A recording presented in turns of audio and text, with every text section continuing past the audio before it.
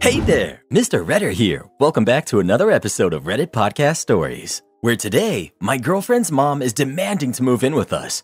Not gonna happen. I, 23 male, and my girlfriend, who's 22, have been together for almost 6 years now. We just moved into a house that I bought and own a month and a half ago. I'm a first-time homeowner, and this is my first time living on my own away from my parents. She's been living in an apartment for a few years prior to moving in here. We make enough to live comfortably. We bring home around $80,000 combined, and as a result, I was able to buy a pretty big house for the two of us, nearly the size of my parents' home. I alone pay the mortgage and utilities since it's my house. Girlfriend has been generous enough to buy groceries, subscriptions, etc. She's also paid for some of the furniture we have when we moved in. The issue here came about 2 weeks ago. Girlfriend's mom, Anne, isn't well off. She lived in a trailer with her boyfriend, and they broke up a few months ago, so she had been living with her mom and mom's husband. Anne's mom passed a couple of weeks ago from cancer, and now her mom's husband is kicking her out. She has the possibility of living with my girlfriend's sister and her boyfriend, who live with the boyfriend's parents, but Anne's been insistent on moving in with us. I am firmly against this. It's my house. I'm very much enjoying living on my own, and honestly, I don't want anyone else here. It's not my fault that her mom hasn't done anything to improve her financial situation, and I shouldn't be forced to endure her consequences of her actions. The fact that, to my knowledge, she isn't even looking at apartments, other trailers in that area, or a job just shows me that she intends to move in here and stay here. I can tell my girlfriend doesn't want that either, but wants to cave and ask me to allow it, though she's been avoiding the subject directly with me given the uncomfortable situation she's understandably in. I love her to death, but she's a massive pushover when it comes to her mom. She had me driving to Walmart to get food and cigarettes for her mom when we started dating because her mom was too lazy to do it. My girlfriend's sister has been saying I'm a jerk because we have a bigger house and we can easily take her in. I told her outright, it's not my mom and not my problem, which caused her to throw a tantrum on the phone, and she accused me of trying to make her mom homeless. I've been feeling guilty, but I want to hold my ground. I don't want to enable her mom to sit around here all day drinking. So, am I the jerk? Someone takes issue with OP calling it his house and not our house. OP. Although I love her and fully intend to marry her soon, for the lack of better words here, I didn't want to be the idiot who put his girlfriend's name on the title only for us to break up for some reason and have to deal with resolving that. If and when we get married and I let her start contributing to the mortgage, she'll be put on the title. I can understand your argument, but I do want to communicate here that I've been working since I was 14 to get to where I am now. I was able to put a ton down on the house to make my monthly payment pretty low compared to what I net per month. Her buying groceries and paying for Amazon Prime and Chewy for her dog is more of a gesture of goodwill rather than a necessity. I could still afford to live by myself were she not in the picture. I never communicate to her about the house that way, but I do darn right think it, because I need to be prepared should we ever split. In my opinion, it is my house until she's on the title or mortgage, after we'd get married. I'm completely for equality in relationships, but she didn't bust her tail working until 11 p.m. every night as a farmhand like I did when I was 14. When I said that to her sister, I was fed up after going back and forth for 45 minutes on the phone with her about this. I just honestly wanted to shut her down and to end the call. I do acknowledge I could have handled that much better than I did. On the bit about the sister sharing the responsibility, this financial situation isn't unique to my future mother-in-law. As I mentioned, girlfriend's sister lives with her boyfriend in the boyfriend's parents' house.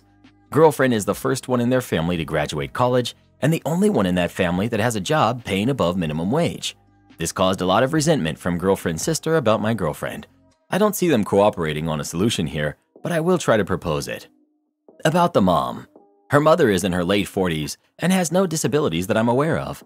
She used to work in a meat processing plant before lockdown, but she quit because she didn't want to catch it and hasn't had a job since. Nothing has been brought up about her contributing to the house. It's essentially been her trying to guilt my girlfriend into letting her move in. As to her position, she doesn't want her moving in either. But as I mentioned, she doesn't know how to tell her mother no, so she's been stalling her mom. I don't think it would be the end of the world to her if I just came in with a resounding no. This woman is in her late 40s, has no savings, has lived off of SNAP benefits since my girlfriend can remember. She's done nothing to improve her financial situation, spends what money she does get on beer and cigarettes. I don't want to be living with her. I don't want my nice house ruined by cigarette smoke. I don't want to take care of a lazy 40-something-year-old that doesn't want to act like an adult and get a darn job. About the mom smoking. Again, she won't take it outside. Before all this started, when we would go visit at Anne's mom's house, I would have to immediately wash all of my clothes in their own load to get out the smell. And if it wasn't obvious, the cancer that took her mom was lung cancer, currently taking my father as well. Update. My girlfriend, now fiance, and I are fine. We talked about it and agreed since it is my house, I would be the one to grow a pair and say no. Her mom came up to visit, probably to scout out the house she thought she would be living in, and I laid it all out for her over dinner. After sitting down and having some small talk, I essentially said that under no circumstances would she be moving in with us, and that was that. She got pretty agitated, trying to guilt me with, "What's the big deal? Where will I go? I'll be on the street if you don't let me move in." I started to reiterate that it's not my or our problem, but I remembered some of the suggestions that the commenters on the original post gave and suggested public housing, some local assistance programs like food pantries, etc. She still wasn't having it though. She's very entitled. She said it would be a lot easier, for her of course, these people only think about themselves, if we just let her move in. She didn't want to go through the hassle of applying for public housing. She doesn't want to have to go to the food banks, stuff like that. We kind of went back and forth, talking over each other, and it escalated to the point that I kicked her out. Didn't lay any hands on anyone, but I took her plate of food and threw it out, and told her to get the heck out of my house. She left after some yelling, and my new neighbors saw the whole show of her going off on me and peeling out of my driveway, chewing up some of my yard during the process. So that was fun. When the yelling started, my girlfriend retreated to our bedroom, and after her mother had left, I went back there to find her crying. After giving her some time and cleaning up dinner, I didn't so much throw her mom's plate out as I did launch it at the trash can, so it was everywhere. I went back in and we had a long talk about what happened. She told me I did the right thing, but I had scared her with all the yelling. She has a lot of issues from her past, unsurprisingly, but I reassured her that her mom wouldn't be coming back and this whole thing was over. So far, that's rung true. I suggested she give therapy a shot since her family is such a mess and she has a lot of baggage that she could talk about, and she agreed, only asking if I would attend some sessions with her, which I happily agreed to do. She's been to 3 so far alone and a 4th one with both of us, and from what I've heard, they've all been going very well. So that's pretty much it. Her mom has buzzed off back to the hole that she came from and hasn't bothered us since. Asked her to marry me last week and she said yes, so I'm looking forward to starting this new chapter in our lives. And no, her mother won't be invited to the wedding. Thank you for all the helpful comments and suggestions. They really helped me out. Am I the jerk for telling my boyfriend he will be financially cut off from me and I will provide zero help if he buys a pug puppy? Info. VT is vet technician. IVDD is intervertebral disc disease. Brack dogs have skull bones that are shortened in length, giving the face and nose a pushed-in appearance. Dermatitis causes them to have itchy skin, and otitis is an ear infection. So this situation involves me, 28 female, and my boyfriend who's 27. We've been together for about 2 years and some change. We live together and split all of the main bills, but the rest of our paychecks we keep separate and spend how we want to. Typically, this works fine, but despite him earning the same, sometimes more, than me, he's not great at budgeting. He gets takeout almost every day, buys coffee every single day, sends his horrible mom money whenever she asks, etc. And I've had to help him out with money multiple times. But the real issue started when he brought up wanting to buy a pug puppy. Now, I work in veterinary medicine, lead vet tech at my clinic, and frequently see firsthand the suffering these dogs go through due to bad breeding and even just their breed standard anatomy.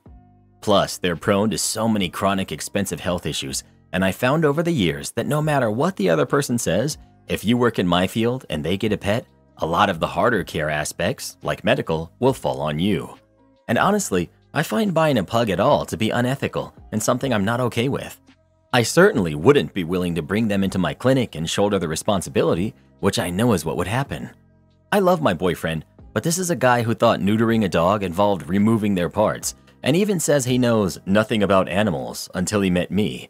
Who's going to have to manage the situation when the dog has chronic allergic dermatitis or otitis or IVDD or one of the other million issues they typically end up having? Me. I already know it. I explained all of this to him and he got quite upset with me for completely shutting down what he wants. I told him a small to medium dog isn't out of the question, Just not a pug or other brack dog, and not a puppy. They are far too much of a time and effort commitment than either of us can provide and wouldn't be good for anyone. I don't like to admit that I pulled the "this is literally my career field and I know what I'm talking about" when he kept repeating, "Well, you don't know that." Because yeah, I kinda do. I'm also not proud of this, but I told him if he did get the pug puppy, I would never help him out again with money, and I would give him zero help with the puppy, including bringing them into my clinic as an employee-affiliated pet for at-cost care, cheaper but by no means free, or medications. He was pretty shocked when I said this and left our apartment to go cool off. I guess he told our mutual friend because they told me via text that I was being a jerk about the whole thing and must hate animals. All my coworkers agree with me, but I know they're obviously biased. Am I the jerk? Edit to add, this mutual friend was his best friend before we started dating, and they became my friend also. Or at least I thought they were. While what they said is crappy and not okay, I have a hard time believing my boyfriend actually called me that to him. Even when we argue, not often, but it does happen, he's never used any words like that or anything even remotely disrespectful. I would not tolerate that. He is immature at times, but never like that. Another edit to address some common things in the comments. My clinic is actually part of a shelter. I talked at length with him about how we could go foster one of the dogs from work who was compatible with us and our lifestyle, size, energy, age, cat-friendly, etc., before adopting, and he was not happy with this.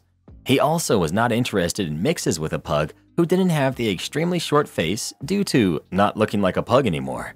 That's when I got a little more forceful with my ultimatum.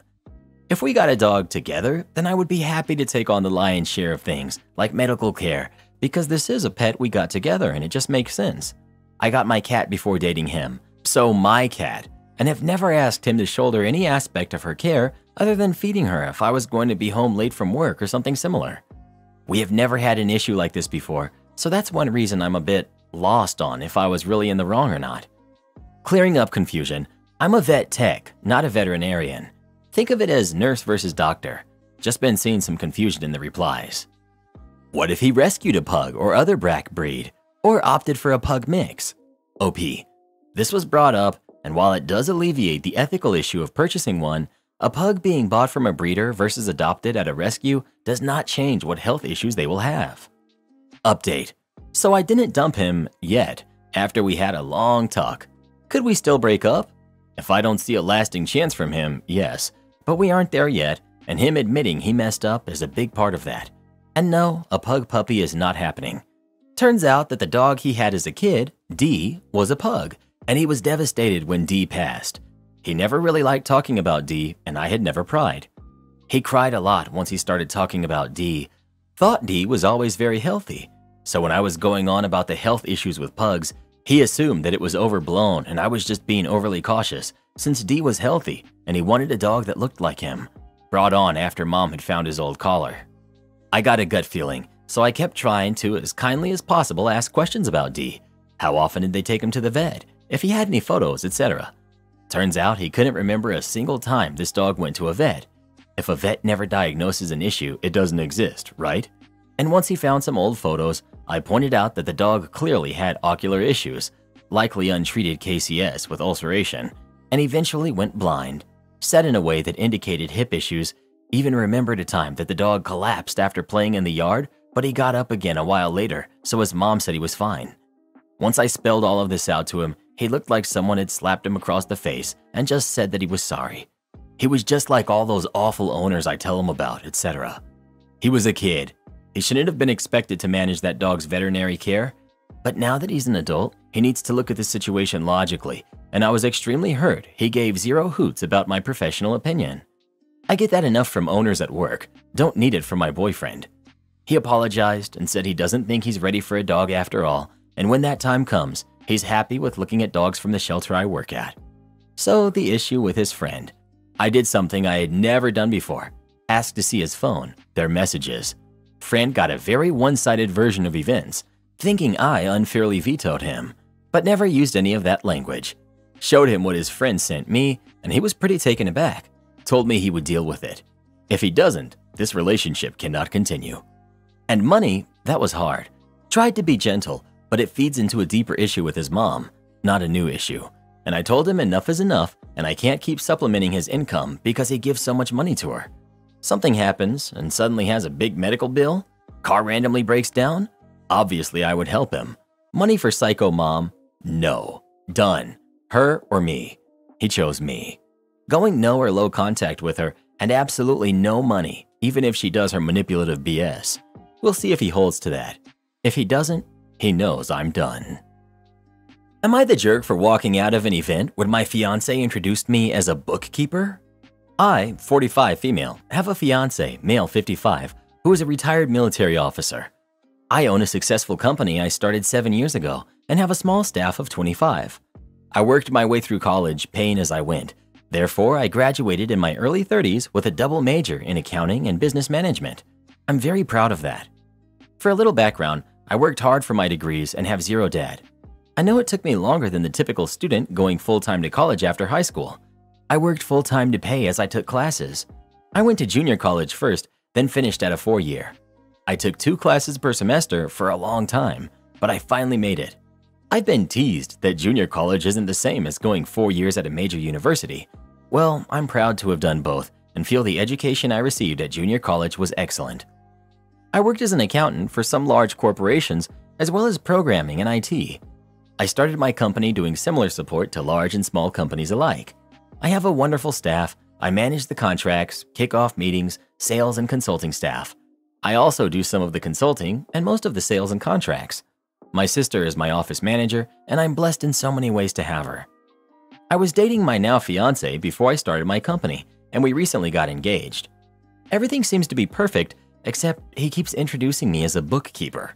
No disrespect intended to them or their profession. My issue is that I've worked hard to get to where I am. I'm an accountant, graduate with a double major, and successful business owner. He could pick almost any other title to introduce me as, but he chooses bookkeeper. I've asked him many times in private to stop calling me a bookkeeper, as it implies to my clients and business associates that he doesn't respect me or what I've accomplished. He said he doesn't see the big deal or the difference and continues to do so. I recently pulled him aside and asked him to just introduce me as a consultant at the event we were going to.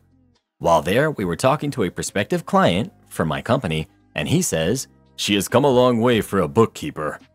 I know my face had a full blush at that, excused myself and walked away. We both had driven there, so I got in my car and went home. We both own our own townhomes. I sent him a text to let him know I was leaving and would talk to him later. He thinks I'm overreacting. My family thinks he's a controlling jerk that doesn't respect me. I'm not sure what to think now. He seemed so supportive when we're together, but not when we're around other people. He tends to treat me like a subordinate.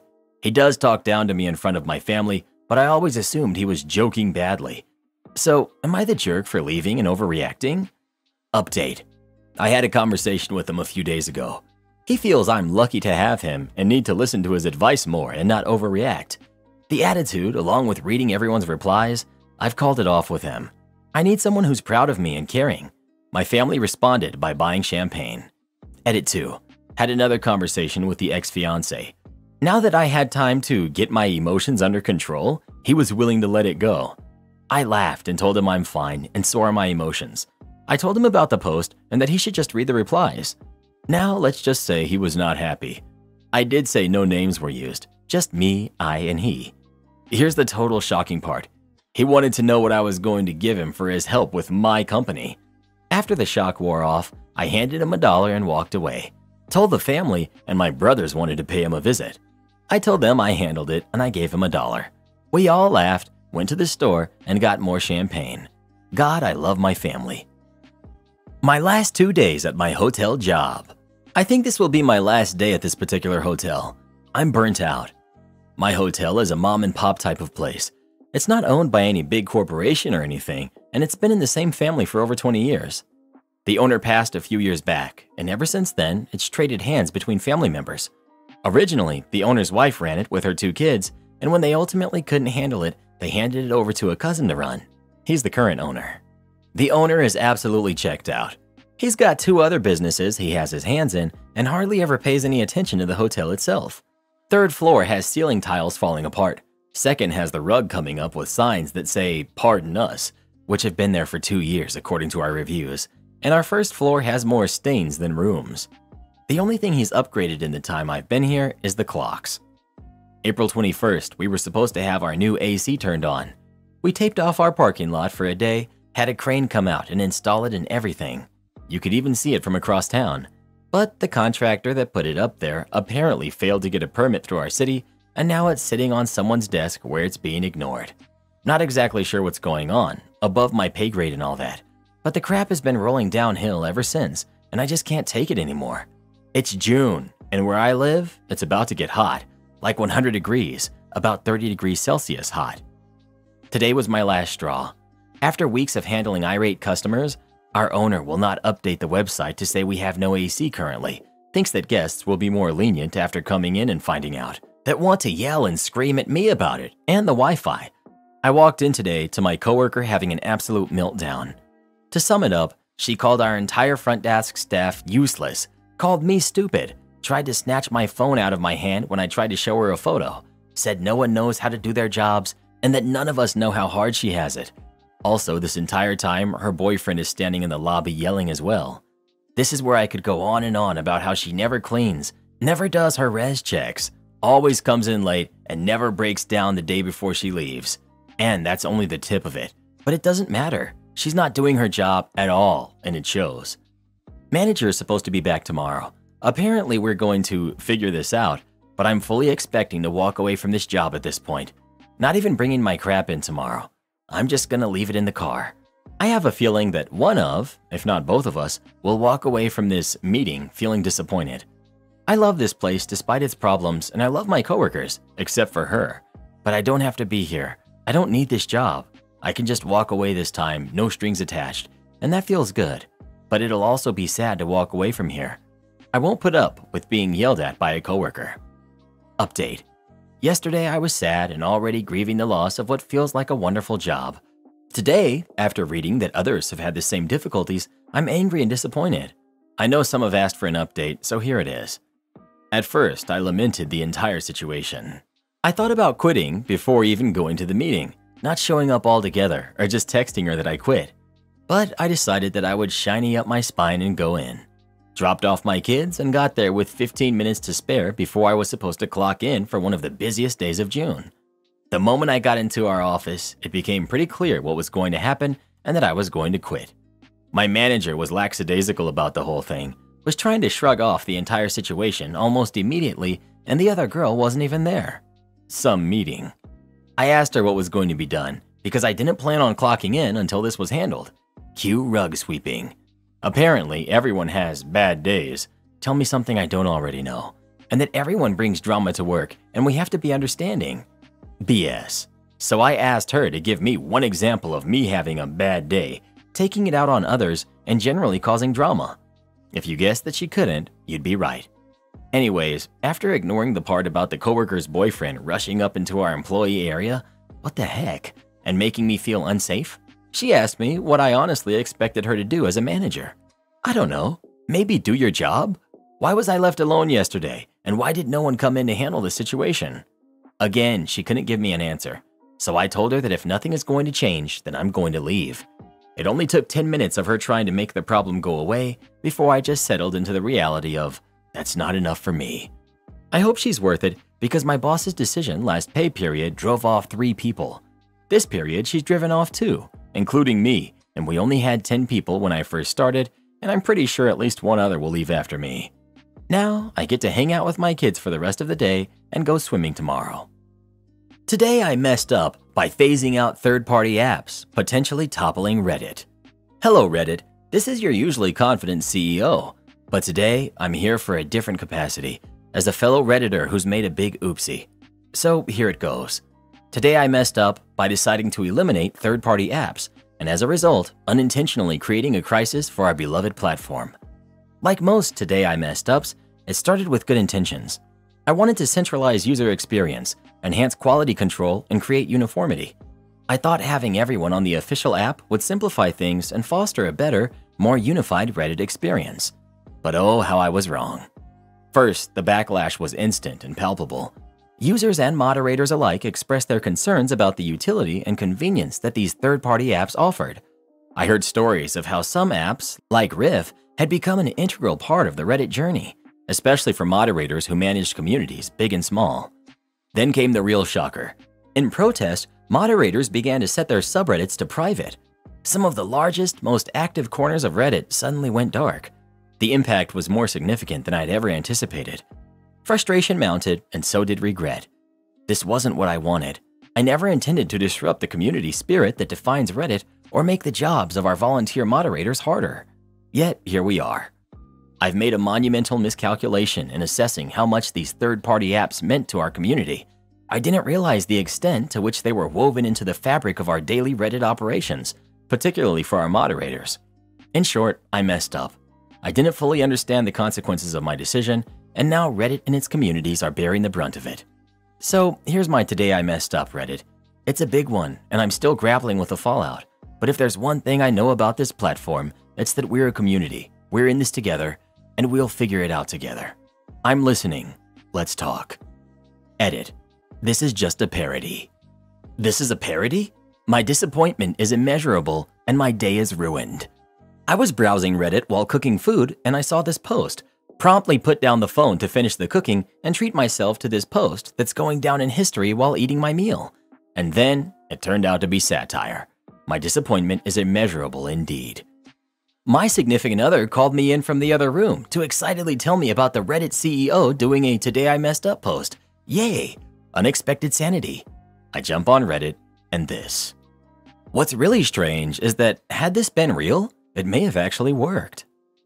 Why Reddit is protesting and doing the blackout. By now, you've probably heard a lot about the open letter about API pricing. Some of your favorite subreddits may have signed up to protest. When we cross-posted the letter, plenty of people were confused about what API even is, how this pricing would impact them, and why it was worth talking about. Since then, there have been a number of posts about this very subject, all explaining better than we could. Subreddits like Explain It Like I'm 5 have done a great job of explaining it. Communities across Reddit are going dark, also known as going private, due to concerns about Reddit's proposed change in relationship to third-party apps. Is our subreddit going dark too? We share the frustrations of many other communities across Reddit regarding the new policy changes, and we are also suspending normal operations to draw attention to the same issue. To do this, while also fulfilling our educational mission to users, we're doing two things: posting this sticky discussion post, and starting on June 12th, preventing new posts to the subreddit. So what's this all about? A third-party app is just another way that you can read and post to Reddit. Before Reddit had its own app for your phone, there were other apps that let you read, post, and comment. These apps use something called API. Reddit's API lets your computer or phone get posts and comments without having to use a web browser or the official app. Apps such as Reddit is Fun, Slide, Comment, Boost, or yes, Apollo, then take what the API gives them and displays it. Apps like this allow you to customize your Reddit experience by changing a theme or changing how you upvote a post. While those are just two very small examples, you can begin to understand why people like these apps. Have you ever gotten mad at the Reddit app because it had bugs, or it was just weird about how it did something?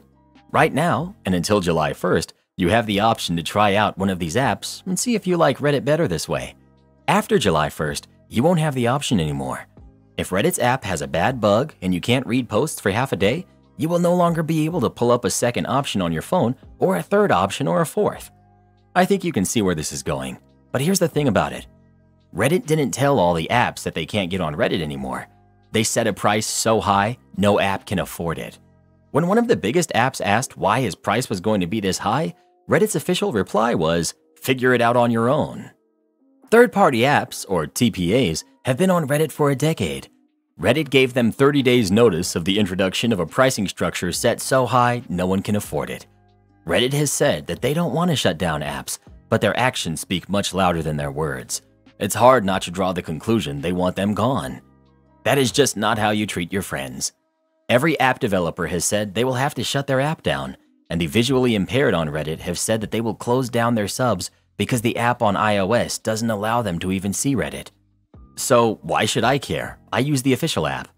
Well, for one thing, you might care one day, but you won't have that option any longer because Reddit is removing user choice. People who love Reddit so much they seek out another app for it submit a lot of good posts to Reddit that you read. What if these good posters all leave the site? What if half of them leave? Are you cool with less content to upvote? What if Reddit does something else, like pump tons of ads at you, way more than now, and you want to try out one of those apps you saw when you first downloaded the official app? You simply won't have the option anymore. But even if you still don't care, don't you think user choice is generally a good thing? What will they get rid of next? Also, the not safe for work content is in danger and can no longer be accessed through the API, which is going to make it harder to find spammers. What can I do? Make a meme and post it. Make TikToks, contact admins, tweet it, fill up the front page about it on Reddit, ask others to do the same. Reddit needs to understand that decisions like this have long-term unintended consequences. They can and should make money from third-party apps. That is reasonable. But when you go from free for over a decade to a $20 million fee for 1 year with 30 days notice, something's not right. We will be moderating and approving comments on this thread as needed. Please ask any questions you have about this situation or any of your thoughts. Reddit boy and I are way too smooth-brained to understand what any of this stuff means. True, but we did think some of you might find it interesting. You know, you're smart enough to know what all that stuff means. And welcome aboard to our newest subscribers, Neil, Sammy, and Casey. Subscribe to our channel and tick the bell for all notifications, and you could get a shout out in our next video.